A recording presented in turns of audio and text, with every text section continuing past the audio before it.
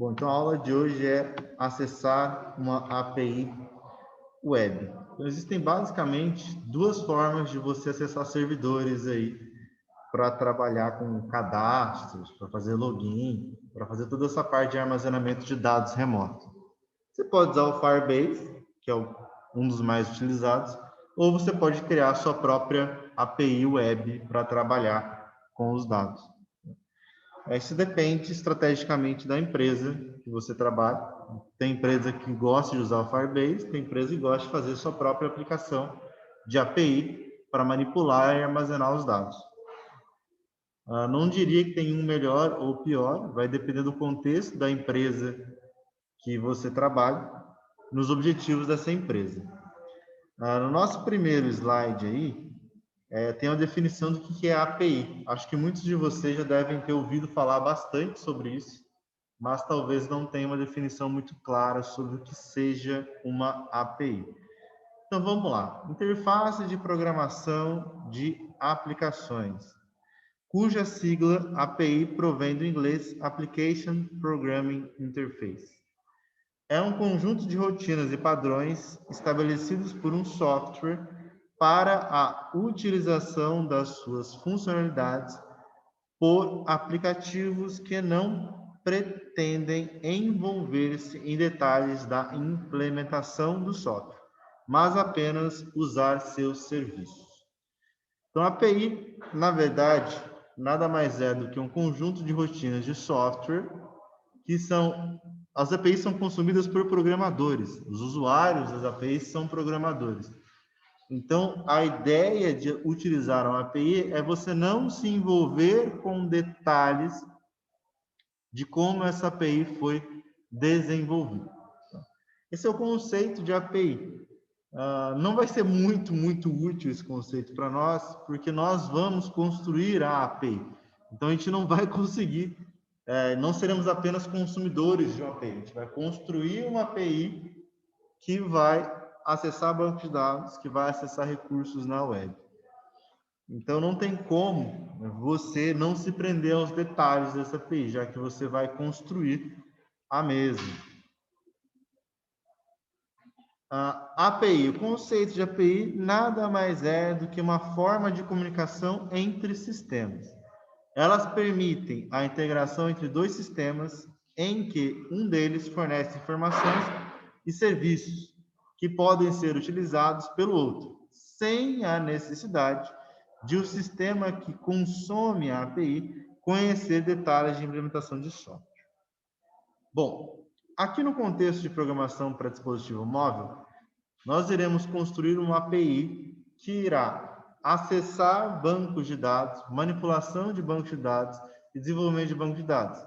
Vai fazer login, vai fazer cadastro, vai fazer pesquisa, vai fazer busca. Tá? E isso vai servir como se fosse uma interface. Então, o seu dispositivo Android, seu aplicativo, ele não consegue acessar diretamente um banco de dados MySQL. Por vários motivos. O principal motivo de não acessar diretamente é uma questão de segurança. Porque, por meio de engenharia reversa, é muito fácil.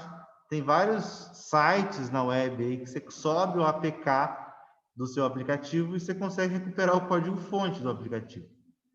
Então, imagina o seguinte: se você coloca lá a senha do teu banco de dados dentro do seu ponto APK, qualquer pessoa que tem um pouquinho mais de conhecimento consegue fazer engenharia reversa desse ponto APK e recuperar os dados referentes a acesso ao banco de dados.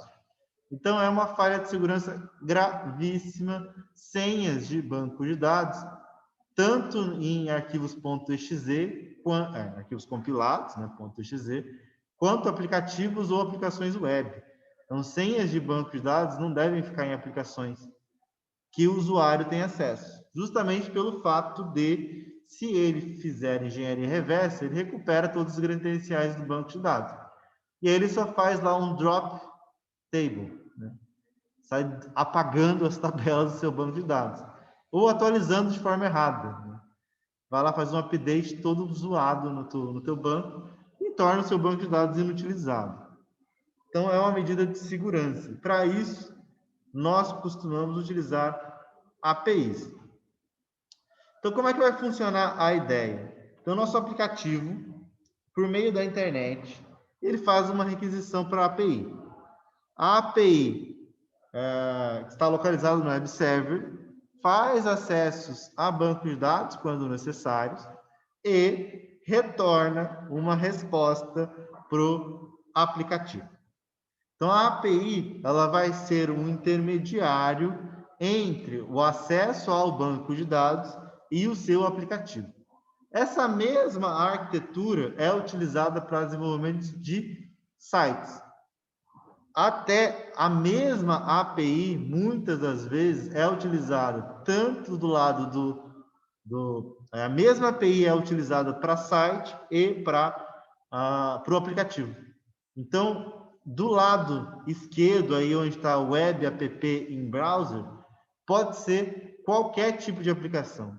Como assim? Pode ser uma interface numa televisão, pode ser uma interface no aplicativo, pode ser uma interface no videogame, pode ser um aplicativo comum, pode ser um aplicativo de iOS, pode ser qualquer coisa. E todos esses aplicativos acessam a mesma API.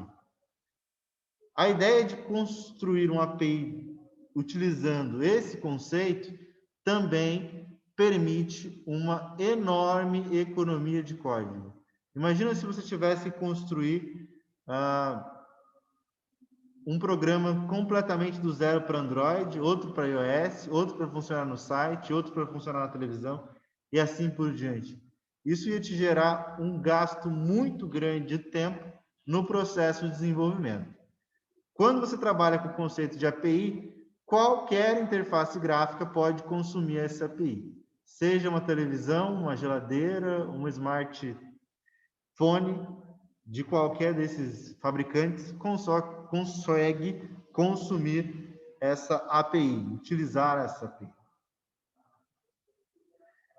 Bom, nós temos que realizar uma série de operações para fazer com que isso funcione.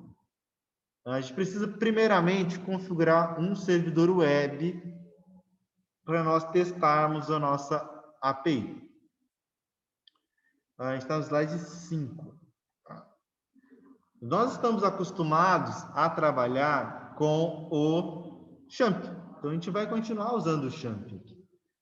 Se você quiser fazer isso de verdade, utilizando a internet, você precisa contratar um serviço de hospedagem que tenha suporte, para seguir os exemplos aqui, suporte a MySQL e suporte ao PHP. Tá? Aqui a gente vai fazer tudo localmente, então a gente vai conseguir fazer utilizando o nosso computador sem pagar nenhum serviço, mas nós precisamos fazer as configurações. Então é baixar de novo lá o Apache, que é aquele programinha que a gente utilizou no ano passado, o Apache que vem dentro do XAMPP, e o XAMPP traz para nós Apache, PHP e o MySQL. São os principais recursos para trabalhar com o web. Então, é o mesmo software que nós utilizamos para programação para a web. Inicie os serviços. Então, nós precisamos iniciar aí o Apache e nós precisamos iniciar o MySQL. Eu pulei de slide aí, está no script. Então, a gente inicializa aí o Apache e inicializa o MySQL. Dá um cliquezinho no botão de Start e inicializa o serviço. Bom, no próximo slide, o que nós temos aqui? Nós precisaremos configurar o nosso Apache para que a gente consiga acessar um recurso web por meio do aplicativo. Como é que a gente vai fazer isso? O primeiro passo é descobrir qual é o IP do seu computador. Então, você vai lá no CMD, e você digita ipconfig. Bom, dá para ver que o IP da minha máquina naquele momento era 192.168.56.1. Nossa, é isso mesmo? É 1. 56.1. Era o IP da minha máquina. Você vai precisar copiar esse IP aqui, que ele será inserido num arquivo de configuração. Então, anota o endereço de IP em algum lugar e a gente vai fazer o seguinte. Volta lá para o Champ.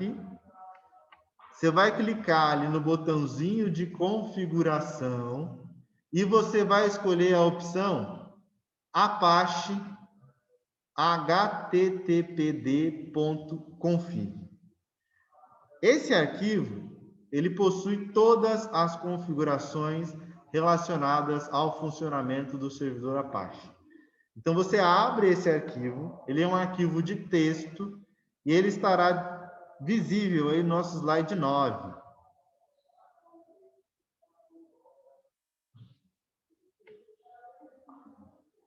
Dentro desse arquivo, nós vamos procurar pela palavrinha listen. Você vai colocar do jeitinho que está aí. Observe que eu coloquei listen 192.168.56.1 2.80 e embaixo listen 80. O que eu fiz aí? Eu permiti que todos os computadores ou dispositivos que façam parte da mesma rede local, né, da rede que compõe o 92.168.56, eu permito que todo mundo que faz parte dessa rede possa acessar o meu servidor Apache. Por que eu faço isso? Para que o meu aplicativo possa acessar o meu servidor Apache. Se você estiver trabalhando lá na sua casa e o teu telefone estiver no Wi-Fi e o Wi-Fi seja a mesma rede do teu computador, você vai conseguir fazer com que o aplicativo no seu telefone seja capaz de acessar o servidor Apache. Se você não utilizar o seu telefone, se você quiser utilizar o emulador, mesma coisa. O emulador estará na mesma rede do seu computador. Estando na mesma rede, você vai conseguir fazer com que o seu aplicativo acesse esse serviço na web. Na web não, né? Na verdade, acessar esse serviço no seu servidor local aí do Apache. Detalhe aí, se você não conseguir subir o serviço, você fez essa modificação, parou o serviço, tentou subir de novo, não conseguiu, você pode tentar trocar a porta de serviço. Então, eu estou trabalhando ali com a porta 80. Eu posso tentar trocar pela porta 8080, que é a modificação mais comum. Então, ao invés de colocar ali listen 192.168.56.1 2.80, eu coloco 2.80.80. E na parte de baixo, eu coloco listen 8080 também. Eu posso trocar essa porta. 99% dos problemas são resolvidos somente com a troca da porta. Diretório dos arquivos. Bom, que arquivos são estes? Os arquivos que serão a nossa API.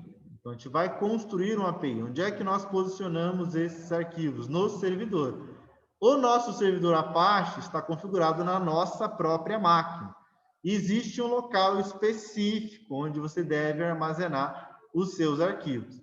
Os arquivos devem ser armazenados na pasta c:/champ htdocs. Eu criei ali uma pastinha chamada PDM, Programação para Dispositivo Móvel. E eu vou colocar os meus arquivos dentro dessa pasta PDM, lá no htdocs, dentro da pasta champ. Beleza, isso aí é só parte para configurar o ambiente externo, configurar o nosso servidor para que o nosso aplicativo possa acessar uma API. Próxima etapa aí é a inclusão de uma biblioteca chamada JSON. Essa biblioteca aqui, ela permite que nós trabalhemos com JSON. Como é que a gente faz para importar essa biblioteca? Olha ali do lado esquerdo, está escrito assim, build.gradle, e está assim, módulo http request.app. Esse http request é o nome da minha aplicação, o nome do meu projeto. Você vai escolher, é o segundo build.gradle, que é .app. E você vai fazer o seguinte, tá vendo a linha 35? Ali está escrito assim, implementation, e aí tá com.google.code, o nome, o JSON, 2 pontos, a versão aí da biblioteca. Você vai digitar essa linha para que o Android Studio faça o download da biblioteca e a gente possa utilizar essa biblioteca. Beleza, tem mais configuração ainda.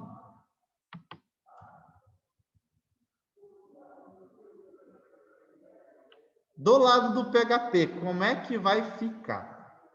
O nosso aplicativo, exemplo aqui bem simplório, ele vai enviar um número pro PHP e vai enviar uma quantidade. O que ele vai fazer? Essa APIzinha bem simplória. Simplesmente vai receber o número e a quantidade e vai fazer uma tabuada desse número até uma quantidade.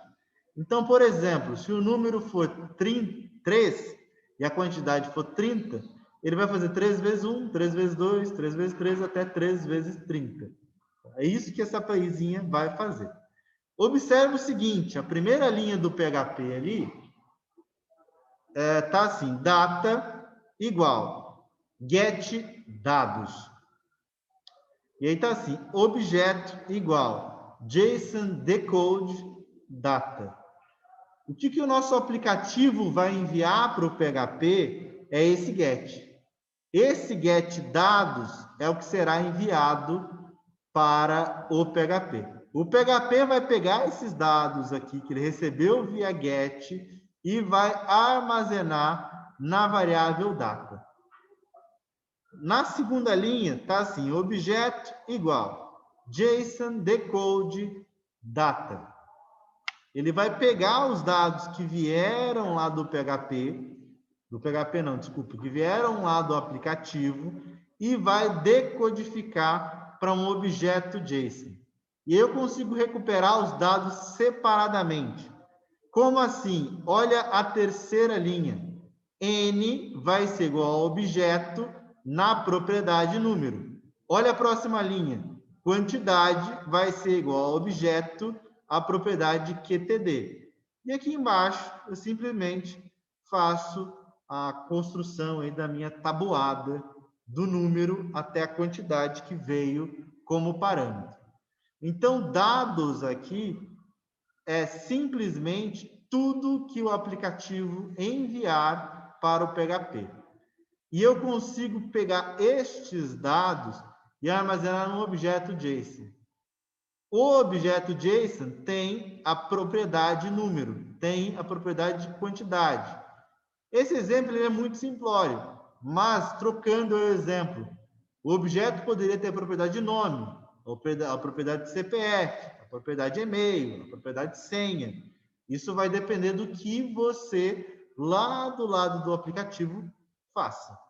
Então, isso aqui, né, ele recebe e manipula dados que vieram de um aplicativo Android. Aqui é somente a porta de entrada. Então, a gente tem todos os recursos disponibilizados pelo PHP aqui. Então, tudo que o PHP oferece de manipulação de banco de dados, de acesso a dados, desde processamento de imagens, a processamento de matemático, você pode utilizar como recurso do PHP. No próximo slide, a gente vai começar também aqui mais configurações, só que agora no Android Studio. Primeiro, a gente vai precisar criar um arquivo que permita que o Android Studio acesse uma URL, acesse uma URL não segura. Como assim não segura? A gente vai precisar fazer uma série de configurações para que o Android Studio permita que o aplicativo acesse uma URL que não seja HTTPS. Desde a penúltima atualização do Android, por padrão, ele já não deixa mais você acessar uma URL que não seja HTTPS. Bom, para a gente usar um HTTPS aqui, a gente teria que pagar um servidor, pagar lá uma hospedagem que fornecesse o serviço de HTTPS. Bom, a gente não vai fazer isso. Então, o que a gente vai fazer? A gente vai configurar o Android Studio para permitir que o aplicativo acesse uma URL comum, uma URL do tipo HTTP e não HTTPS. Então, o que a gente vai fazer? Tá vendo o lado esquerdo ali? Tem várias pastas, né? Tem a pasta Java, a pasta Res, Drawable, Layout, Minimap, Velhos. Essa pasta XML fui eu que criei. Você cria essa pasta XML.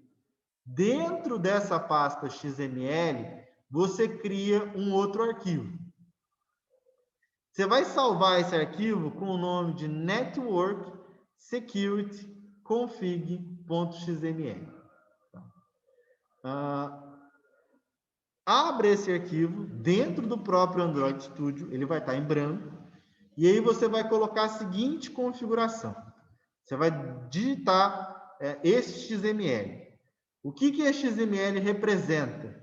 É uma diretiva de Network Security de configuração de segurança de rede. E nessa diretiva, o que eu escrevo aqui?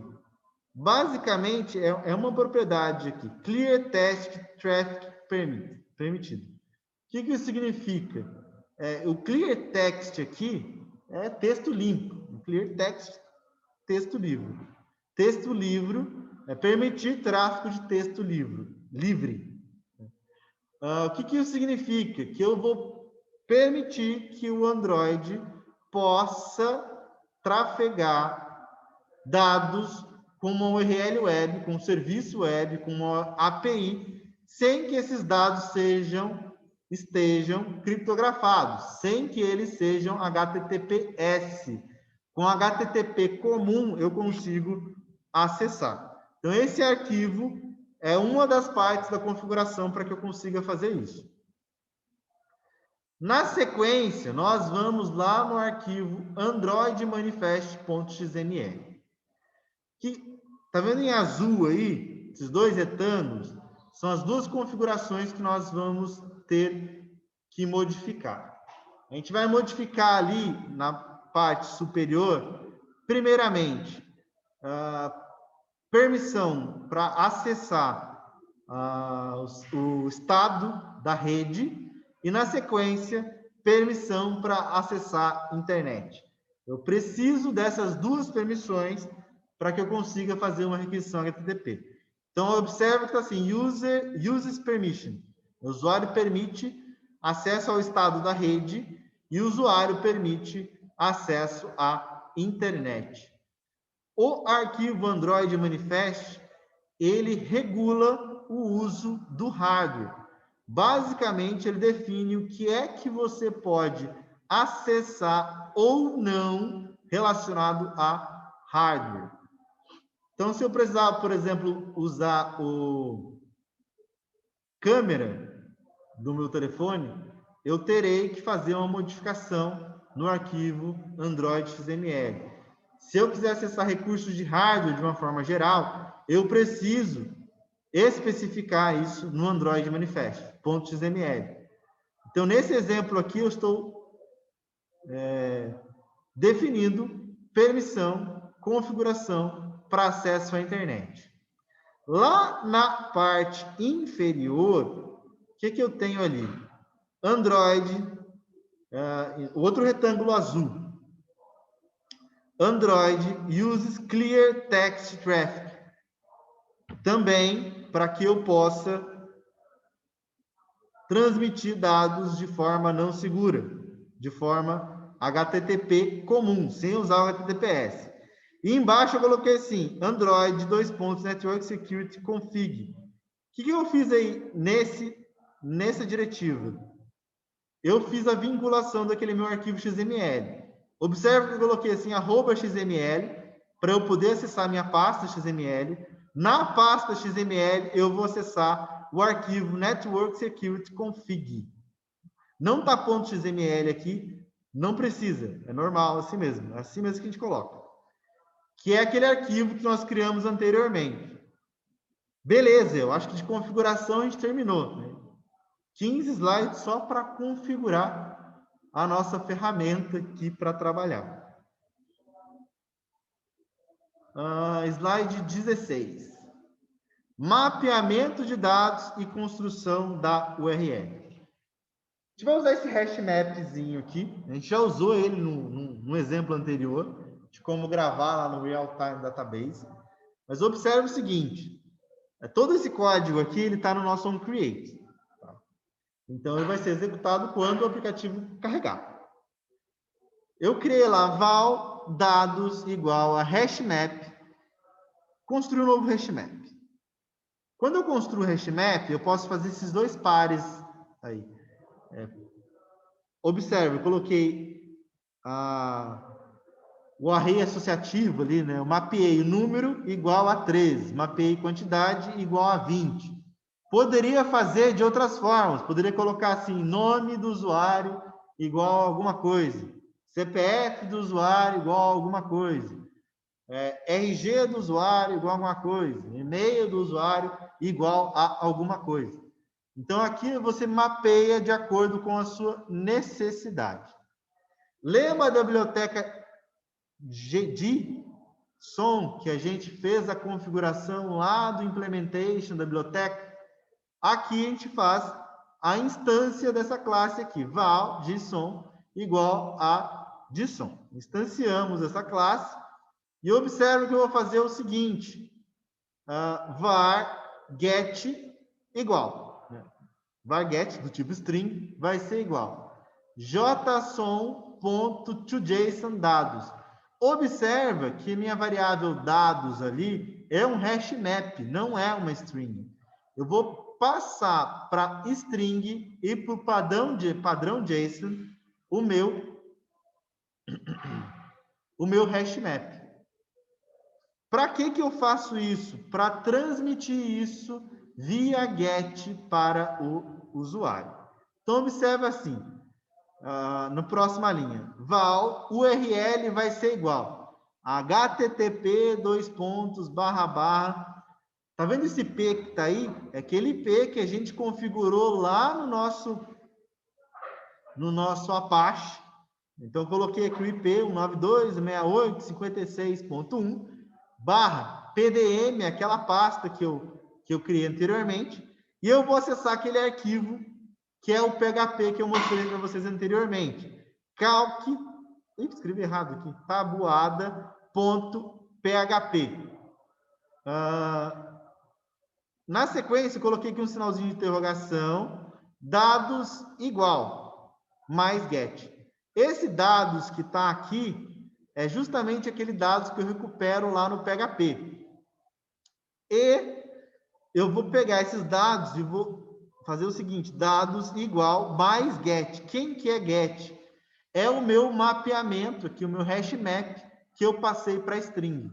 Então, observa que está assim, ó, número igual a 3. Né? Dados, número igual a 3. Dados QTD igual a 20. Se a gente voltar lá no slide... cadê você? Voltem aí vocês também, no slide 12. Não está assim, get dados?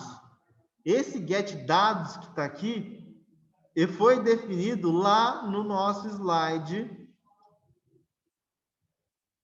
16. Tá vendo lá? PHP, interrogação, dados igual a get. Esse get é quem? É definido na linha anterior. Tá assim, get... voltamos para a linha para o slide 16 aí. Dados é o que o PHP recebe. O dados é construído lá na linha, no slide 16.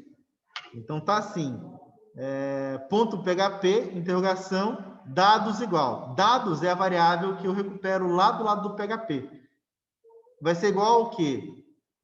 Concatenei aqui com o get, a variável get. Que variável que é essa? Ela é construída por meio do hash map que eu determinei aqui. Tem o número, tem a quantidade, pode ter quantos outros dados eu achar necessário. Montei a minha URL, o que eu vou fazer assim? O que eu vou fazer na sequência? Get data from web, ponto, execute URL. Esse get data from web é uma classe que eu construí. Olha essa classe aqui no próximo slide, slide 17. Ela fica assim, inner class get data from web.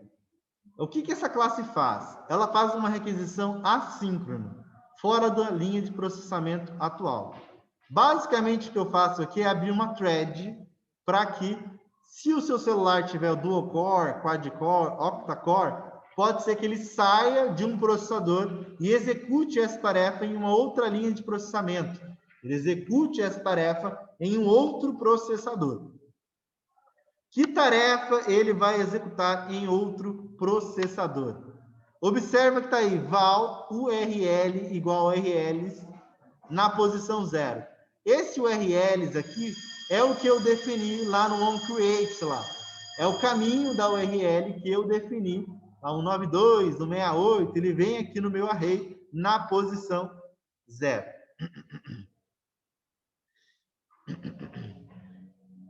Defino na sequência url.openConnection, uma nova conexão, url.connectionTimeout, quanto tempo se eu não tiver resposta do servidor, 6 segundos, determino como tempo máximo que eu espero o servidor dar sinal de vida, e também defino read timeout, né? Por quanto tempo o servidor pode ficar me respondendo. Eu espero ele escrever uma resposta por 6 segundos. Imagina que você tem um processamento que demora mais do que 6 segundos. Você não vai conseguir. Então, o servidor começou a fazer o processamento, está enviando a resposta para você, ultrapassou 6.000 milissegundos, ele encerra a conexão. Isso aqui é mais típico. 6 segundos é bem típico. Mais do que isso, o usuário...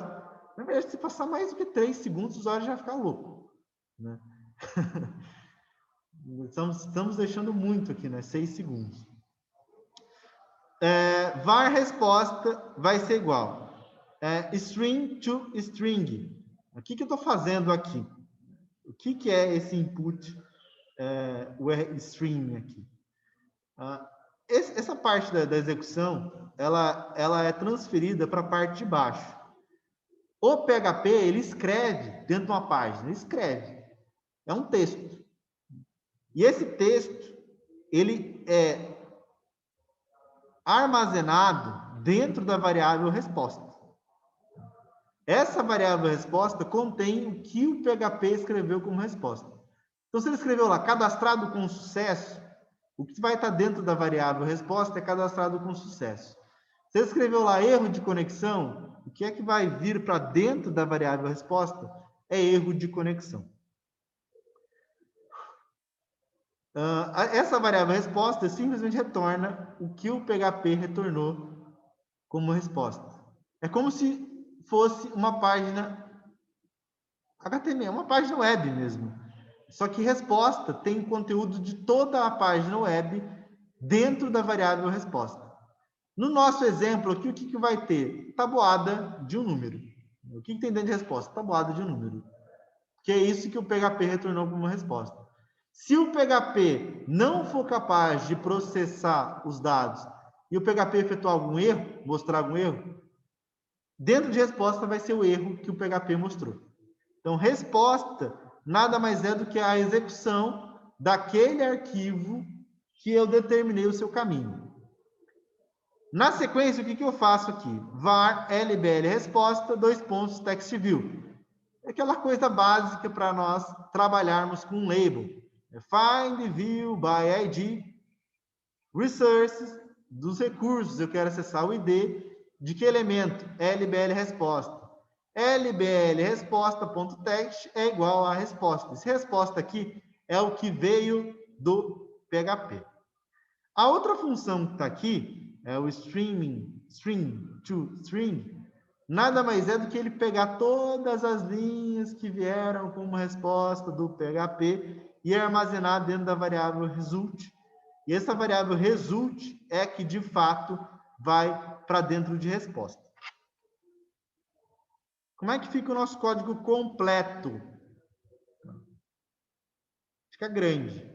A gente tem a classe principal, a classe do MainActivity, e a gente tem um negócio chamado innerClass, que é esse get data from web. Esse innerClass é que vai fazer toda a conexão com o HTTP, com o servidor Apache, que vai lá buscar os dados e enviar os dados para a página PHP. Tá? Então, isso aqui fica o código completo.